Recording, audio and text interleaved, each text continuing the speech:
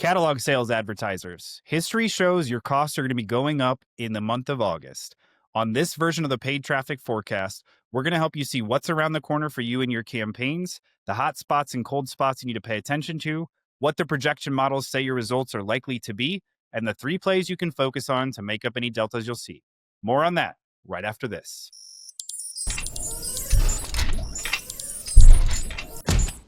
Hey there, and welcome to the August 2025 paid traffic forecast for catalog sales advertisers.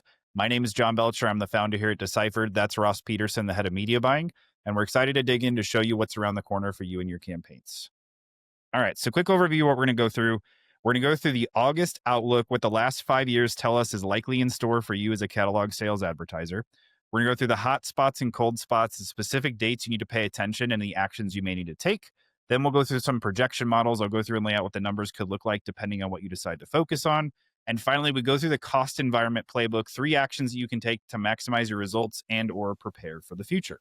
So let's start by talking about the August outlook. Just really quickly explanation of how this forecast was created. So I'm the math nerd. My job is to make sure that we are providing valuable projections for our clients so they can understand what's the likely production of all of our campaigns on a monthly basis. So I went in and analyzed 5-year historicals on Meta, analyzed CPM trends over the last 5 years for each conversion type, looking at hundreds of millions of dollars in ad spend. And then we developed a model off this, and we tested it. And we found that we could project within about 5% of actuals for actual results for our clients that are spending over $1 million a month in ad spend.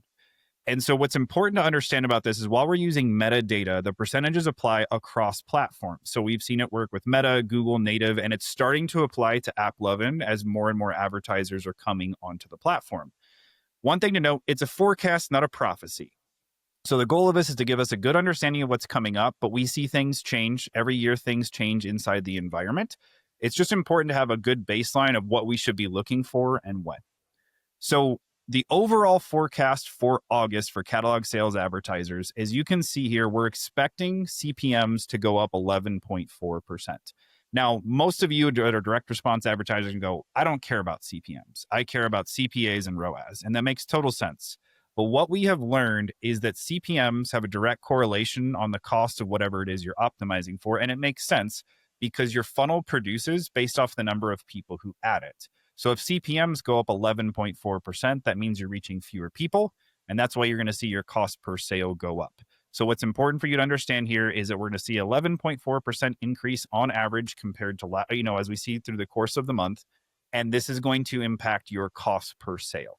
So that's the big picture perspective, but what's really important is to understand what it specifically you should be looking for throughout this period. And that's where we come down to hot spots and cold spots. So Ross, will you walk us through what we should be looking for? Perfect. So before we dive into the actual performance, let's just quickly touch on exactly what the concept of hotspots and cold spots are. And as you noted, John, we're looking at an 11.4% increase through the month. But we've identified these hotspots and cold spots, which we call them, and they're identified by drastic change in cost in a short period of time. So a hotspot is a significant increase in CPMs, in forecasted CPMs over a very short period of time, and that's what we call a hotspot. A cold spot is a drastic decrease in CPMs in a very short space of time. Now, the reason why these are significant is because they create volatility and spend volatility and usage in your account.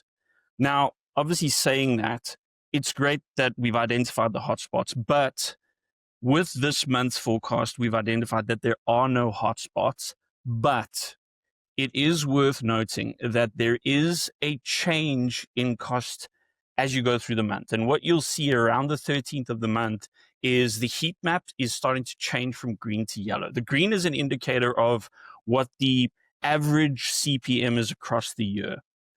And as we're transitioning into a higher cost period, you can see the green is transitioning to yellow. So around the 13th, we're expecting costs to start rising. So there is a chance through the month that that's when you're starting to feel that cost increase. We're just flagging this because you're going to start feeling that in your ad accounts, in your CPAs, in your costs generally around the middle of the month. And we're going higher than your sort of benchmark, your annual benchmarks. I think the other thing to call out here is when we see this gradient. So the way that we've built this is this gradient looks at CPMs throughout the year, right? And so when we're moving in this yellow zone, we're getting into above average for the year. And so what's really important is if you're running your campaigns on target ROAS, like you're using bid caps or cost caps, right? If you are moving into this higher period where you've been kind of running max where this is at, you're going to potentially start to see decreased delivery because you're not going to be able to achieve the same results for the same amount of spend. And so I think that's important to call out. Typically, that's going to happen when we see that hotspot, that dramatic increase, but yours is going to be slower. So you might start to see things choked out a little bit, especially if you've been running at the line for a long time. Yeah, John, I think that's a really important call out, especially as the line is so gradual. There may not be one point where all of a sudden an ad or a particular campaign might not spend. So I think it's really important that catalog advertisers pay attention to their costs through the month, because that could happen a little bit more gradually, and you could see those controlled advertisers with the target ROAS, target CPA might not pick up that some of their ads are starting to underspend, just because of that gradual increase through the month. It's a good call out. Okay. So that's in general, there's no hot spots or cold spots this month, but there's another thing that we look for, and those are seasonal big picture changes. So, Ross, why don't we dive into that? So these are, and this is something that you and I look at when we do planning at the beginning of the month, and really important to note as we go in, there are some major macro trends that happen that unfortunately affect all of us, because there is a significant amount of either advertisers or ads being pushed into the market. An idea of what that looks like is, and what we're going to highlight in this month's forecast, is a back to school campaign spending. This is when we're seeing big advertisers buying on impressions. So instead of them being, how we're normally running on performance, where we're targeting CPA, trying to get an event to happen, they're just buying impressions. And because they're much cheaper, they're able to hog a lot more of the spend. And that therefore reduces our impression with our opportunity to get delivery. So these macro trends are something worth calling out. The two we've highlighted for catalog advertisers this month in August are the back to school campaigns. We're anticipating, and based on our forecasts, around the 21st to the 31st when that's going to happen. So keep your eyes open on that one. And then a regular one that will probably show up on a monthly basis is your end of month spending cycle around the 25th to the 31st, when we're seeing these end of month big dumps by retail advertisers, big brand advertisers, when they've got to make sure they get those budgets spent. And I think the one thing that's really interesting to note about this is we've actually seen this year, there's actually two phases of back to school. There's a July back to school and there's an August back to school. And so it's something we really started to keep more track of. It makes a big difference when you're looking at this, and especially for catalog sales, because so many people are running back to school for clothes or backpacks or those types of things. It's just something to really watch out for, in the fact that you may see diminished delivery during these periods, and the fact that they're doubling up, you can really start to get choked out towards the end of the month. Cool. So, Ross, thanks for going through the hot spots and the cold spots. Now let's dive into the projection models. This is my world where I'm focusing on the actual numbers of what these delivery could look like. So, just to quickly explain how this looks, we're looking at the CPM impact on results. What does the cost environment mean for the overall P&L? Now, a couple of variables that we look at: the number of selling days, which does not apply in this particular scenario because August has 31 selling days, the same as July. And then conversion rate changes. So right now we're expecting the conversion rate when we do these projections to stay the same month over month. If you know that August is a worse month for you than July, you would need to go in and adjust this to say, hey, we see a 10% drop in conversion rate, and that's going to change the numbers. But those are the couple of variables that we look at when we put together these projections. And the result is we get an understanding of what our evergreen production. So what can we expect our evergreen proven base of campaigns to produce? This is really important because we can tell our clients, hey, we're expecting to produce this if we don't see any wins, right? If we don't have any creative wins, if we don't have any funnel wins, if we don't have any campaign or new platforms, here's roughly what our existing base of campaigns can produce. And the conclusion we get this is a monthly focus. So based off what we see from the models, we can determine what actions we need to focus on and how risky they can be based off the type of cost environment we're in. So I go through and I put together a spreadsheet that looks like this. We look at the ad spend for July, the number of sales, the cost per sale, the revenue per sale, the total revenue, and the ROAS. And then I put together 3 models. What happens if we maintain the same amount of spend?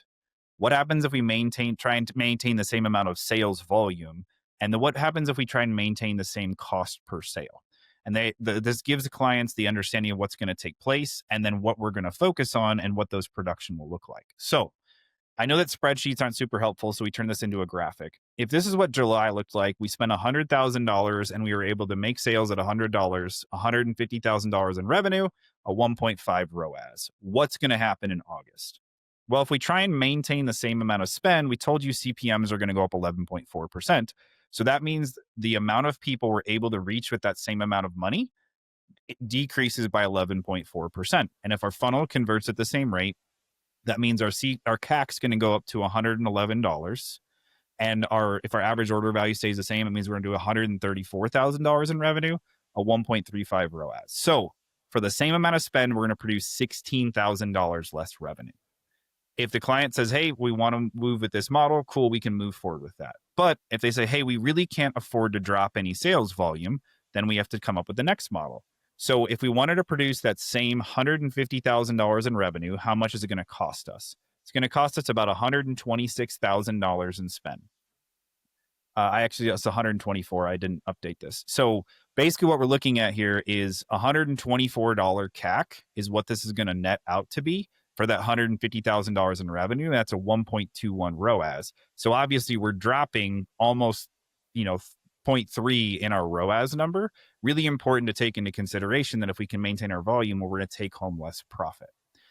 The last model that we put together is if we're trying to decrease, or if we have to maintain this $100 CAC, how much could we spend to make that happen? And so the best case scenario is that we would spend about $81,000. That $100 CAC, which would produce $121,000 in revenue. Now, the reason I say best case is we treat this like stock trading. If you are doing it in where I only want to buy at this dollar amount, if your bid is at or above market price, it's going to get filled all day. But if you start to bid under market price, all of your bids are not going to get fulfilled. And so this is what we see is when you decrease your spend, you can improve your cost per sale, but you may not get as much delivery as you want. You're going to start to get choked out.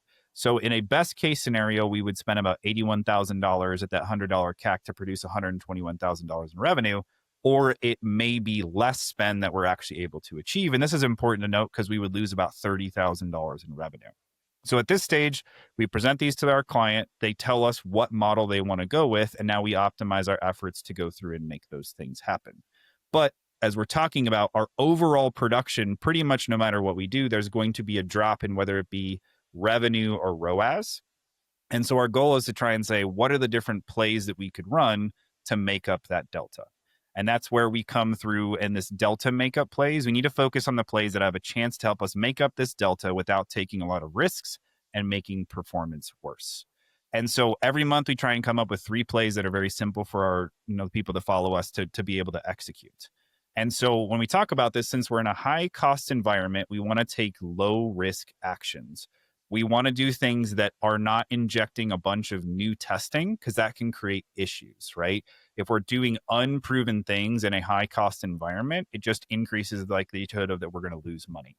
So we've got 3 types of plays: a high lift play, which is going to require a fair amount of effort, a medium lift, and a low lift. So high lift, we're going to talk about flighted promos. Medium is our non-paid efforts. And then finally, the low lift is going to be margin segmentation within our campaigns. So our high lift play, our flighted promos, these are short-term offers that are likely to move a portion of fence sitters to become customers. I'm going to tell you right now, in my experience, I try not to discount ever because it resets the bar in the mind of customers. Every time I've ever worked with a client and there's been, hey, let's run a discount for this, all of a sudden that's the price that people come to expect. So instead of utilizing those discount promos, utilize promos that increase the value without changing the price. And so the way we do this is we look at, hey, we've got a SKU that is not moving very quickly. The inventory is getting stale. Something's likely to expire. And going in and creating an offer with our best performing products and saying, if you buy this, you can also get this as a part of the promotion. And the way that you would execute this in a catalog sale is developing a supplemental feed with these short-term promo URLs to increase their take rate on your top sellers during a high cost environment that will allow you to get more delivery because you've improved the conversion rate, you've lowered the CAC. One thing to note here is if you're implementing a supplemental feed with a new URL, there's typically a review process. And so it's important to note that. But the reason this is high lift is you have to go through and design the promo, get the page set up, and then get it in that supplemental feed.